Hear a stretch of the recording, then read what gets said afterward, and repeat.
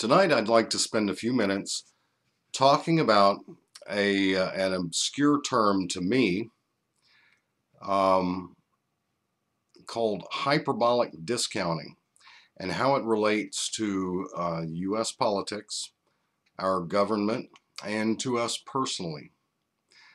So let me start by explaining this term as best as I can explain it. I first came across this. I didn't know the term because I'm not an economist and I'm not a behavioral psychologist. But I first came across this term when I was reading a paper earlier this week. And this term, as best as I can describe it, says that human beings prefer to have something sooner rather than later. And I think that goes without saying. But it also says that the desire to have this thing, whatever it is, a good or a service, is very strong in the near term and drops off in the long term. And the hyperbola is that it's very strong in the near term and then drops off suddenly, where that desire to have that thing is still there, but it's much lower and almost doesn't change in value or changes very little as you go on in the long term. So what does this have to do with politics, our government, and us? Well, let's start with the deficit. Let's start with money and the things that we want to achieve nationally, or the things that our government wants to achieve nationally. We know that we have a huge deficit and that a lot of our money is borrowed from China. You hear that almost every day in political discussions. And we also have heard, we have not only this massive debt, but we also run a deficit every year. They say on the sort of about 40 cents on the dollar is what we're borrowing. To do what? Well, in the last decade, and if you'll hear this from the left, that this large amount of money that we owe now is primarily due to funding 2 wars and a prescription drug plan on a credit card. And of course, the left is blaming the Bush administration for that. But I think that, and I think a lot of people agree with me outside the Beltway, that a lot of this responsibility for this massive amount of money that we owe comes in the last 3 years also. So going back to this term, hyperbolic discounting, if a person wanted to have something, a good or a service, and they did not have the capability to pay for it, a couple of different scenarios could take place. A couple of things could happen. You could wait until you had the means to purchase or obtain this good or service. You could save up for it. Or you can buy it on credit. And I don't think I need to explain any further than that as to what has happened. What has happened in our housing industry, what has happened on Wall Street with the use of derivatives and these packaged mortgages. It all gets down to getting everything and getting it right now and not waiting for it. Well, what's the value in that? Look where it has taken us as a country. Massive debt, millions of homes in foreclosure, a reluctance of anyone to spend money, and we keep hearing about the job creators. We can't tax the job creators anymore because it might cause them to not hire people. Well, I have this to say about that right there. You're not job creators. You haven't created any jobs in the last 3 years. So either create jobs or accept the fact that you're going to have to pay a higher tax. Okay, so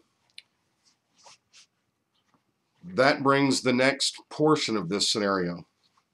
What is it that we want as citizens for our government to pay for? On the right, we've talked about the left. On the right, they say that just get out of the way. A free market economy will take care of all of the needs, and if there is a vacuum, a void, that it'll be filled by an entrepreneur or a company will provide that good or service if there's a market need for it. Well, maybe so. Are there some things that the private sector just aren't equipped to do? Well, I don't know, but I can think of one example where I think it would have been difficult.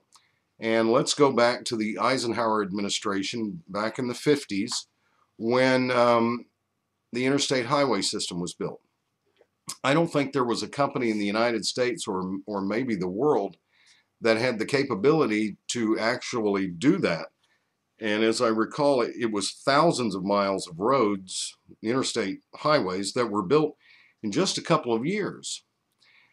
So is that a function of government or of private industry? Well, nowadays, we started with the interstate highway system, but nowadays we have a lot more toll roads that are apparently built by private companies or in government and in private sector collaboration, and you have tolls for however long it takes to pay for it and then maintain it, what have you.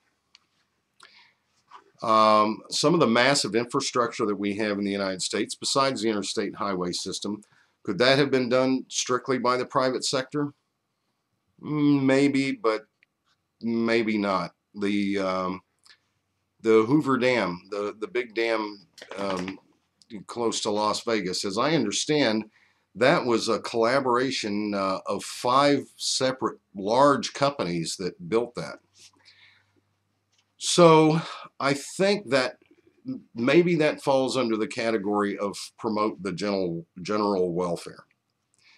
So provide things that can be commonly used and for the benefit of the entire country. Maybe I'm wrong.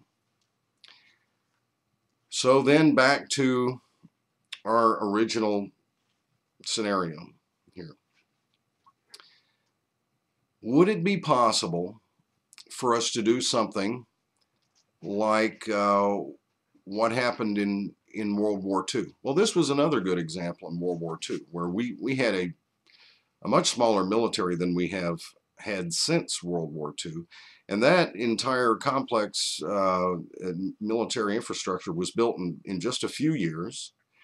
And as I understand, a lot of it, there were several different ways that it was paid for, but one of the things that was done was the selling of war bonds. And I understand that even school children, there were contests at schools, and people actually bought this debt that the government was creating by building all of this military hardware so we could fight this war. Would that work today? Could we interest the American public into buying back a lot of the debt that we actually owe to other countries? I don't know. Maybe we could.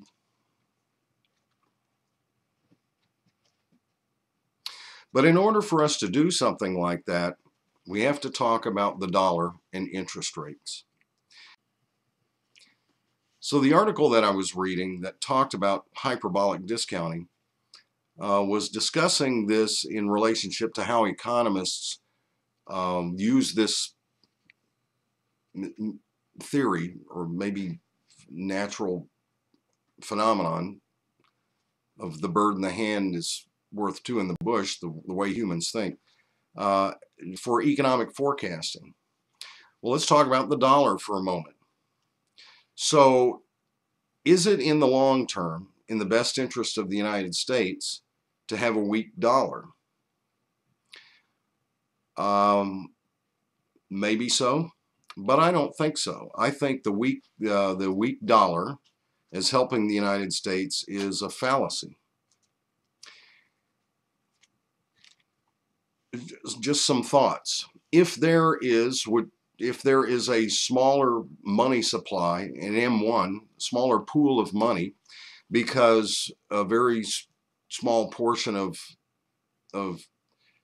persons and corporations control the largest amount of it.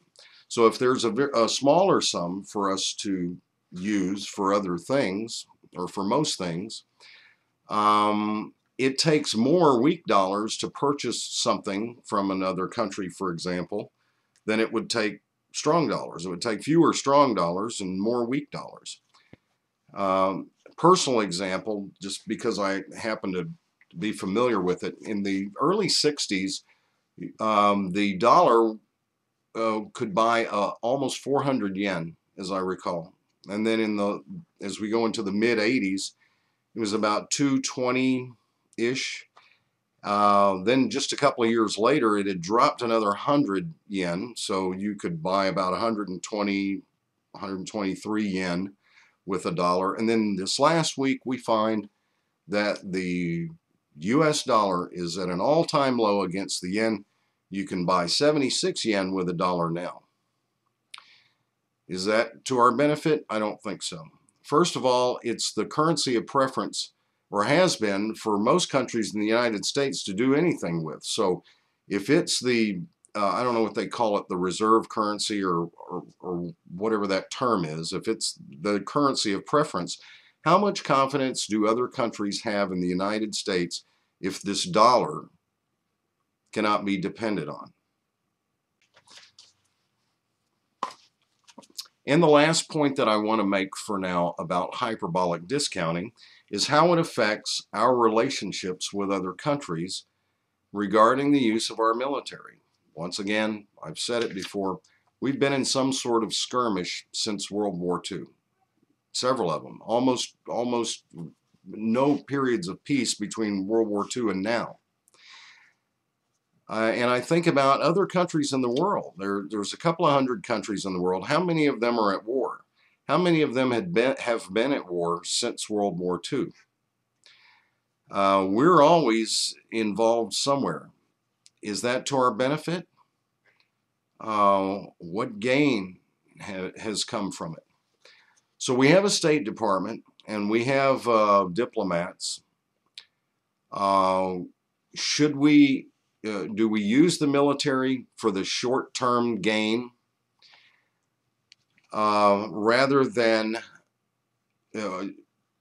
use diplomacy and more diplomacy to achieve the same gain, or maybe a better gain? So, you know, it would be the item or the good and service plus one down the road rather than whatever we can get right now. So those are the things that I thought about when I read about this term hyperbolic discounting.